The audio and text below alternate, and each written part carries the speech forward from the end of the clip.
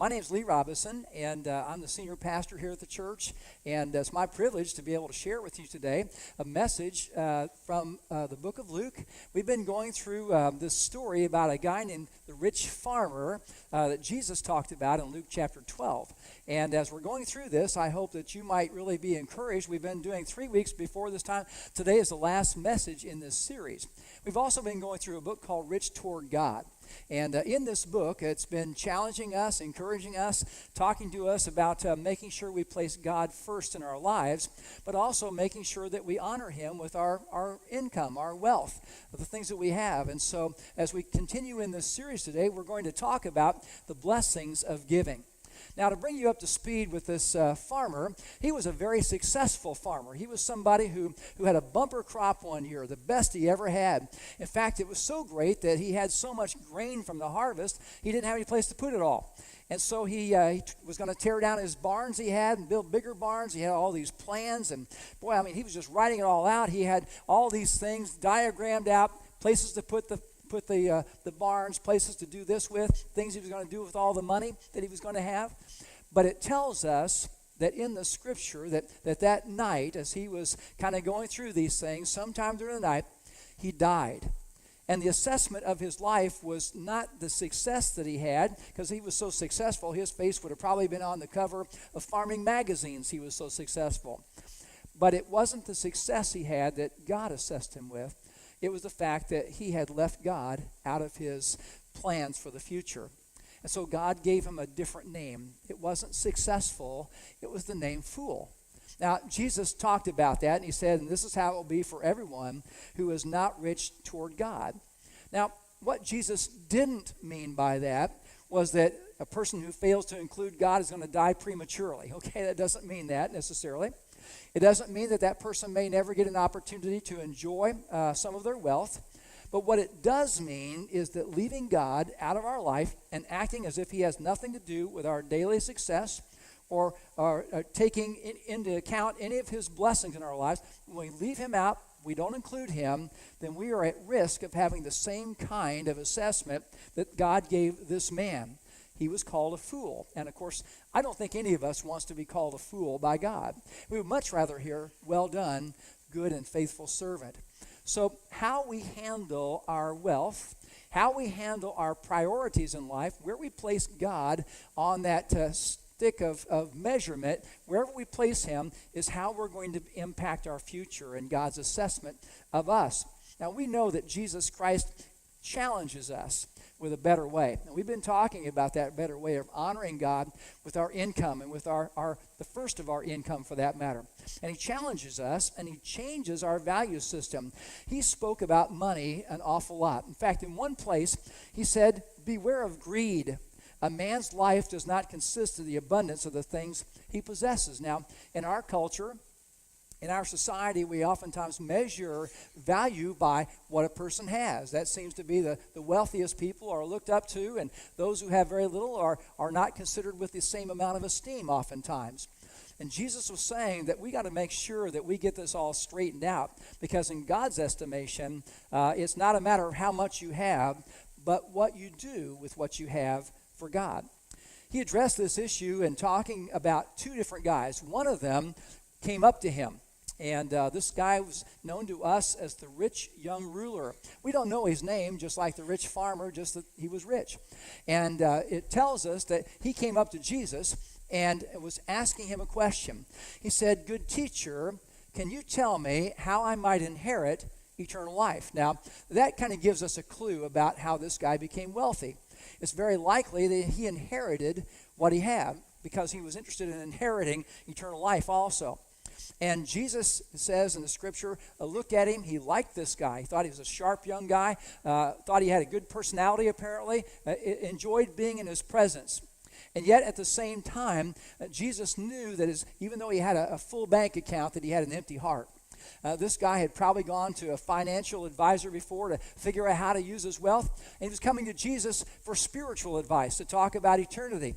And so Jesus gave him some great spiritual advice that is very practical at the same time. You know what he said to him? He said, "Go and sell all you have and give it to the poor, and then come follow me."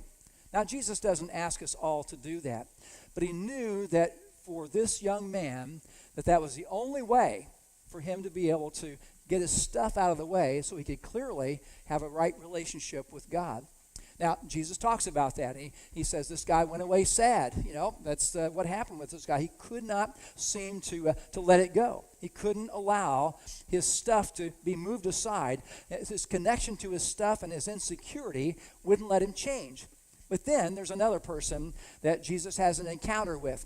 This time, Jesus is going through a town with his disciples, and there's a man who lives there. You've probably all heard of him before. His name is Zacchaeus. Now, Zacchaeus was the second shortest man in the Bible. The first shortest man was Nehemiah, okay? Just teasing about that, okay? Zacchaeus is the guy.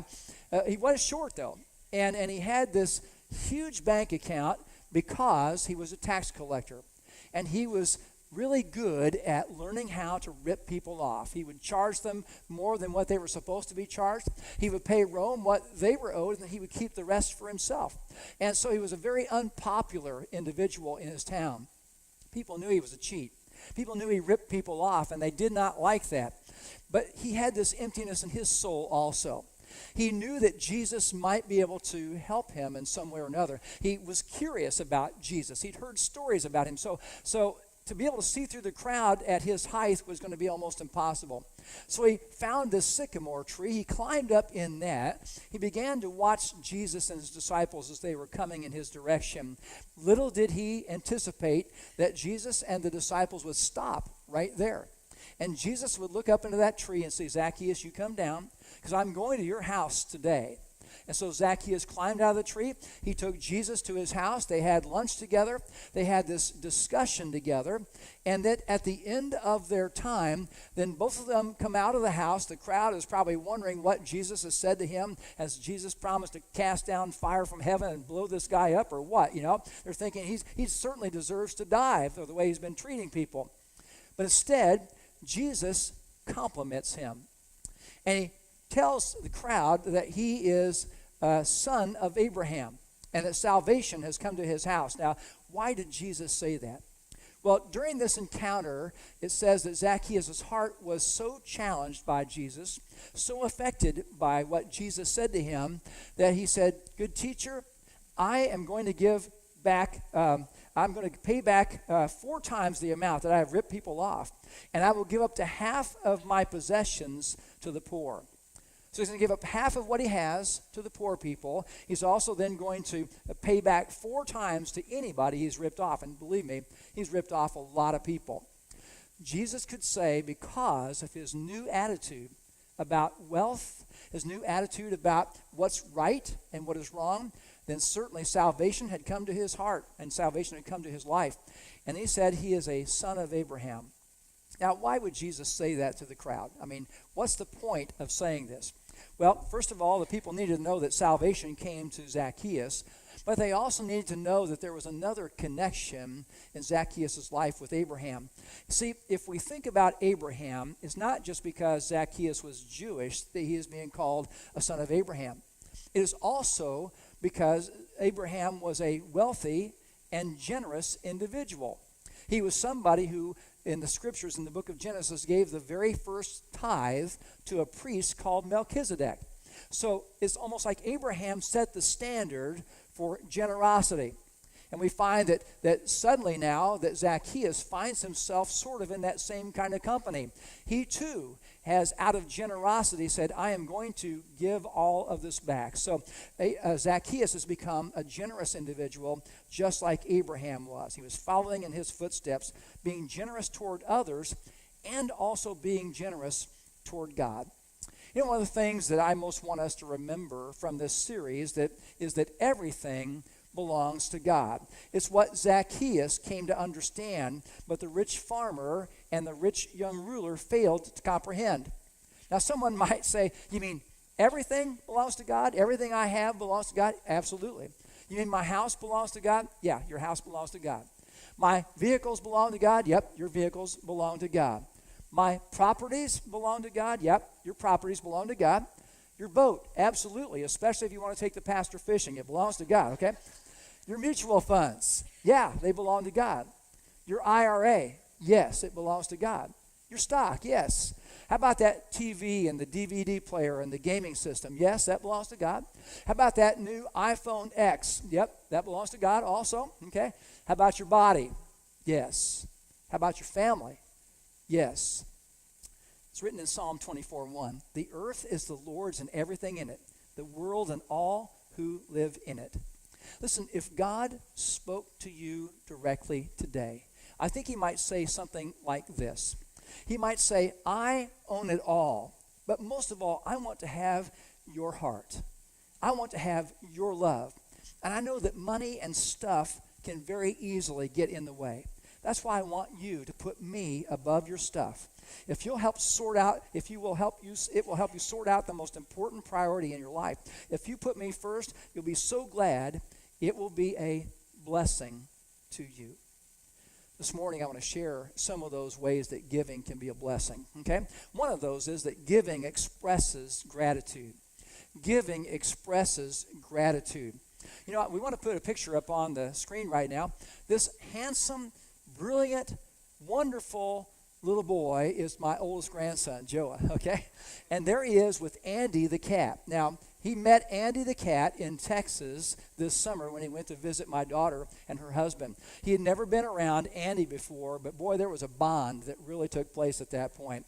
In fact, they got him a little Andy as a stuffed animal, and boy, when he opened that up, he hugged it, and it was just a thrill to him to be able to have that.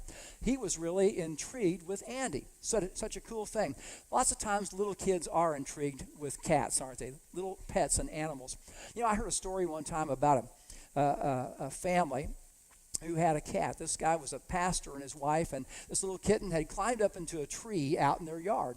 And out there, they couldn't get it down. They tried everything. They couldn't get up in the tree because it was kind of too wispy to get up in there. They wouldn't support their weight. So they're trying to shake the tree, and the cat's still hanging on there. And so the pastor had an idea. He was going to get a rope, and he was going to tie it to the tree, and then he was going to tie the other end of it to the back end of a hitch on the back of his truck. He was going to pull forward slowly, and he was going to bend that tree over so his wife could go up then and grab a hold of the kitten, and they would rescue it. So the plan was going wonderfully as the pastor was pulling forward in the truck. Unfortunately, the knot that he tied it to the truck with let go, and that tree goes just like this, you know, and the kitten just disappeared from sight. They had absolutely no clue where it went.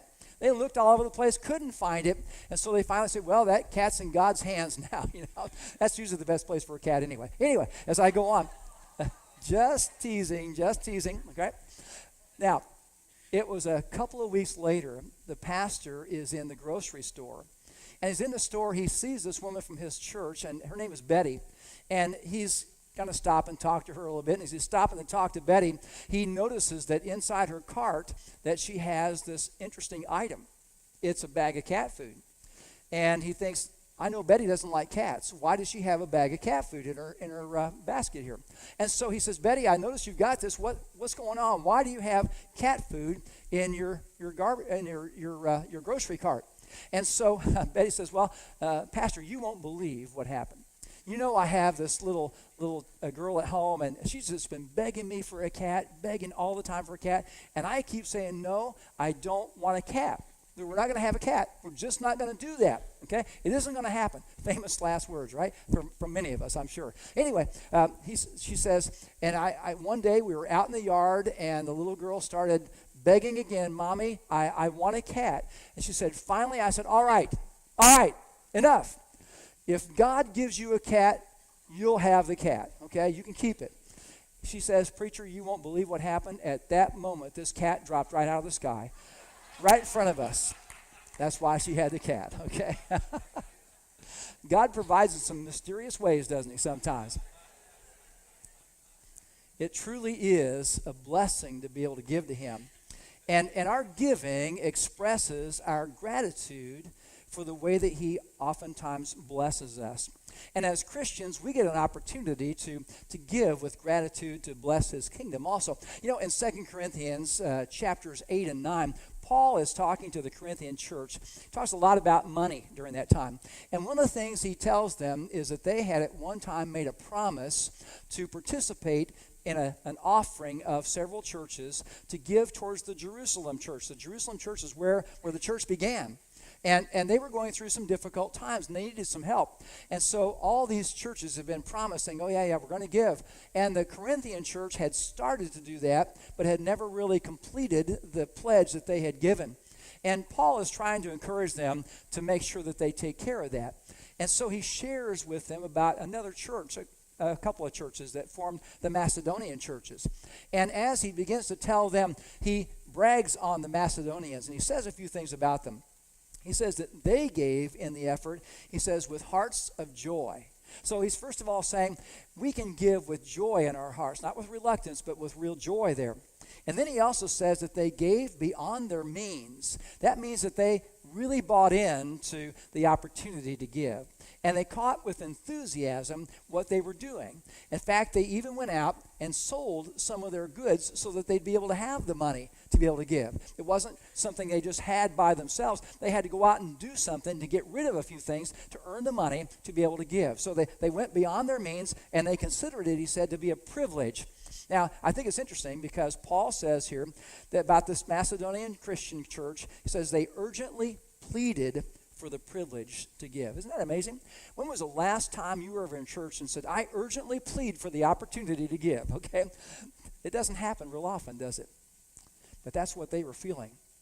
And I think it's really cool here. What was it that enabled them to get to that level of giving? Paul says the answer is they gave themselves to the Lord first. They gave themselves to the Lord first. And I know you know what I'm going to say here. And that is that when we give ourselves to the Lord first, we begin to look at our finances in a new way. The Macedonian Christians didn't say, hey, listen, if we do this, we'll get our names in the Bible, and people read about us for thousands of years. That wasn't on their mind at all. It wasn't on their radar. They just said, we want to participate. We want to be able to give, to be able to bless God's kingdom. And so in the process, obviously, that's what they did. And they were showing their gratitude. They said it feels good to partner with each other and we feel privileged to partner with God. You know, I read a story the other day. I really liked it. I want to share it with you. It's about a guy named Monty Cox. And Monty Cox was working in Africa with a mission. And he wrote in this publication called the Kenya Report these words. He said, there's a special teapot on the mantle of the fireplace in our living room. It was a gift from the Christians with whom I worked in Kaptagat, which was in Africa, in Kenya, from 82 to 84. It says, on the day of my last regular visit, they threw me a party. And as part of the festivities, they brought gifts. They were the usual ones, the stool, the chicken, 2 eggs. But realizing that these gifts were small by Western standards, they pooled their money and bought me this teapot. Not the $2 kind like they use, but the $6 kind used mainly for decoration. I, who make 60 times more money than any one of them, was the recipient, and they were the givers. If you're thinking that it must have been a touching and humbling experience for us, you're right. Those Africans were expressing gratitude. They gave of their best for this missionary and his family. And friends, when we give of our best, God blesses that gratitude, and it makes giving so much easier for us. It becomes a much easier response when there's a time of need or when there's a time of expression that we want to make towards the Lord. Second thing is giving is an investment that yields important dividends. Someone said one time there are 4 things that we can do with our money. We can make it, we can give it, we can save it, or we can spend it. I'd like to add one more to that. That is that we can invest it as well. You know, when we invest in something, excuse me, we place money in some kind of a fund or an account, and we expect it to grow. We expect it to accomplish more than the initial investment that we placed there. That's the way it works when we give to God as well. He takes what we give and he multiplies it and makes it much more effective even. And so he brings back even a harvest to us so we can continue to give. It's sort of like seed money in a way. So we can invest again. God keeps that cycle going. There's a biblical promise, and that is that we reap what we sow. Now, sometimes that's said for a person who gets into trouble. Well, they're sowing, or they reaped what they're sowing, reaped what they sowed. It's catching up to them. That's the impression sometimes that we get when we use that particular phrase. But there's another idea behind it, and that is that we reap what we sow as how we give as well. That when we are generous, that God is generous back with us also. A sower is a pretty cool thing. It's a farming term, and it's the idea of putting seed into the ground. And there are some principles that go along with this. One of those is we reap what we sow. In other words, if we go out into a field and we're planting wheat, when the wheat season is over and we're doing a harvest, we're going to harvest wheat. We're not going to harvest corn. We're going to harvest wheat because that's what we planted. There's also another principle behind this, and that is we reap later than we sow. We don't sow one day and then go out and reap the next. It doesn't work that way. There's a growing season, isn't there? And at the end of that growing season, that's when the harvest takes place. And then we also reap more than we sow. There's a great verse in the Bible that makes the point about reaping later than we sow. It's in Ecclesiastes chapter 11, verse 1, where Solomon writes, "Cast your bread upon the waters, for after many days you'll find it again." Now, throwing bread on the water reminds me of feeding ducks or feeding fish, and when people read that, they say, why would a person want to cast bread upon the water? Well, let me kind of walk us through this, what this is getting at right here, so we have a clearer understanding of what this means. It's referring to the practice of casting seeds of grain into the flooded waters of a lake and putting up along the lake shoreline there. It's underwater. Seed was cast into this water with the idea that when the flood waters receded, that the grain would be already in the soil at that point, and when the sun began to shine upon that, soon you would find that there was grain that was growing there. And at the end of the growing season, then certainly a farmer could go out and he could harvest that. He is casting seed upon the water right here. But notice that Solomon says, cast your bread upon the water. Listen, it isn't bread when you cast it. It is seed when you cast it. But when you cast it in faith, you are saying, I will be harvesting bread from this. I will eventually get the harvest back, and we will make bread from this. So when you are giving what you have, and you are going to be receiving something in faith that will be beyond and better and more usable than what you just gave. So we find that God is saying when you give, it will come back to you.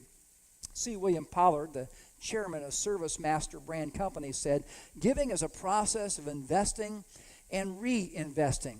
So when we're casting our finances into God's ministry and kingdom, we should be expecting a harvest of changed lives, first of all. Secondly, a harvest of reaching out into the community to help people. A harvest of young people learning about and deciding to follow Jesus. A harvest of our own faith growing and being stretched. And that's what happens when you're casting your bread upon the waters. We're investing and we're expecting a future harvest in Jesus' kingdom. And God continues to give us more seed money to cast upon the waters. Thirdly, giving is a covenant between you and God. Eric Holstrand, who is a pastor in North Dakota, tells the story that one day as he was preaching at the church, they had a woman there. Her name was Mary, and Mary fainted during the service. And she fell over, and when she fell over, she hit her head on the church pew in front of her. It was made of wood and really thick and hard, and she just stayed passed out for a while. She was unconscious there for a while.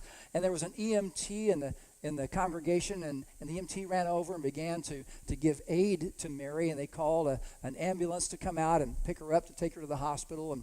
And while they were working on her, they eventually got her on a stretcher, and they were getting ready to take her off to the hospital, and Mary came to consciousness. She realized after a little bit where she was and what was going on, and then she saw her daughter there. And so she motioned for her daughter to come over because she wanted to tell her something. Some of the people were wondering if she was going to say her last words right there, And it wasn't her last words, but what she wanted to tell her daughter was this very important thing. This very important thing. Here she is going to the hospital. She's passed out. She's got a big old bump on her head. She's really in tough shape. What does she tell her daughter? She says, my offering is in my purse. She wanted to make sure that when it came time for the offering, that she wasn't skipped. She wanted to make sure that she was giving. She must have learned through her years of relationship with the Lord that he is good and that he is rich in provision, that he is rich in mercy, and that he is rich in wisdom as well. And she viewed her giving as a covenant that she had made with God. See, a covenant is sort of like a contract in a way, but with an added dimension to it. A contract is an agreement between people or companies, and they draw this up, and it's legally binding. Something that either side next says, I'm going to keep this commitment to you, this contract with you. If it's broken, then obviously there could even be a lawsuit from that and other problems. Where a covenant is an agreement, of course, but it's also it's consummated with a pledge. It's based on promises of the will and the heart between two or more parties. A marriage relationship is like a covenant. It's legal, but it's also a pledge of fidelity and love based on a verbal commitment. It says, I'm committed to you for the long haul. There is no expiration date on this until one of us passes away. So just as a married couple pledges their love, their partnership, their bodies, and their resources together, we pledge our love, our partnership to God, and the resources that he has given us. It's like we have a covenant relationship with him. You know, we're going to be having some Christmas parties coming up in the near future, and some of the Christmas parties I've been to, maybe some of the ones you've been to, have had this thing called the white elephant gift exchange. You ever participate in one of those? They're kind of fun, you know. People sometimes go into the closet or into the garage, and they find stuff that they no longer want or something they have no use for, or something they think will be funny, and they wrap that up and they give it to somebody else in the party. And, you know, lots of times it is fun to do that, to open up that really ugly tie or that picture of Elvis painted on black velvet or whatever it might be, you know. All those things that get passed along, some things people don't even know what they are, and they have to find out what they are because they're so unique in that regard. And, they're meant to be cheap and they're meant to be casual at the same time, and they're oftentimes enjoyable. But when we give to a loved one, we want to give something that represents us well, don't we? We want it to be reflective of who we are and what we feel towards them and what our relationship is with them. If someone gives us a Christmas gift and there's been no thought put into it, it's kind of evident, isn't it? They don't really know us. It was just something they just kind of passed along to us. But when we unwrap something from someone who knows us and wants to please us, we can really tell that, can't we? They have a connection to us. You ever notice it's kind of hard to give poorly to someone special? It is, isn't it? Because they mean so much to you. Maybe a gag gift, but in the long run, it's mostly you want to give them nice things because of who they are and what your relationship is with them. And it ought to be that very same way that we feel towards giving towards God. God is saying, if you belong to me, we have this covenant relationship, and I will take care of you. And more than anything, I want your love, and I want your heart. If I have your heart and your love, then I will continue to give to you in love.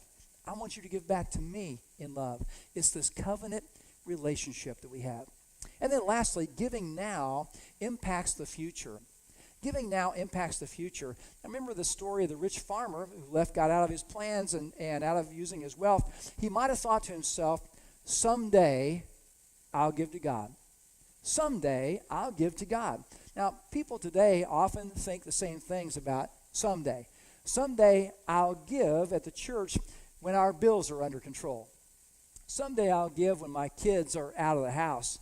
Someday I'll give when my student loans are paid for. Someday when I get my house paid off, I'll start to give. Or someday when my investments pay off, I'll start to give.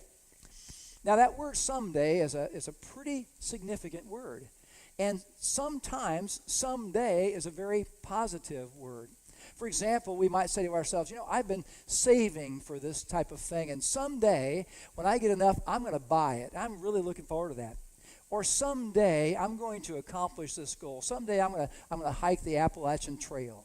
Or someday I'm going to go out and do something that is really going to honor God in some other way. Someday, it's like that dream, that hope that we have. We need those kinds of somedays, don't we?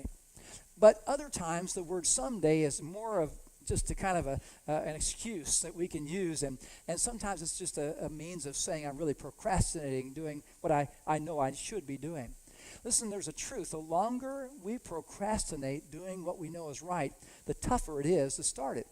But it's also true that the sooner we start to do something that we know we should do, it more positively affects our future. So the sooner we start working out, for example, the sooner we start feeling better and start looking better. The sooner we start saving for our future, the sooner we'll always have what we need for retirement or for remodeling our home or for traveling. The sooner we start to give to God's work, the more impact we'll have. When we faithfully give to the church, we're saying, I'm investing in the future growth of this congregation. We're saying, I'm giving so that the little kids in the nursery today will grow up to be teenagers and adults who know Jesus. We're saying, I want my church to be healthy and strong and effective now and in the future. And we're also saying, I want to know that on my watch, while I was active, I did my best. There was a man one time who discovered in a surprising way that giving sooner rather than later was definitely for the best. Dr. Kregg Hood, who wrote the book that we've been going through, Rich Toward God, tells the story that one time he was speaking at an event. And there were people who came up afterwards to talk with him. And one guy was familiar with Dr. Hood's ministry about giving. He said, I got a story for you I want to share. And he said, I used to belong to another church in another town, and they were going through a building fund. And so my wife and I decided that we were going to give in a substantial way. We had a bunch of stock that we were going to give, and so we did so, and it felt really good to be able to help with their building project. And he said, about a year afterwards, I was curious about how that stock would have been doing at that particular point if he'd have just kept it. He said he checked on it and discovered that in that year's time, that stock had lost 92% of its value. Isn't that amazing to think about that? 92%.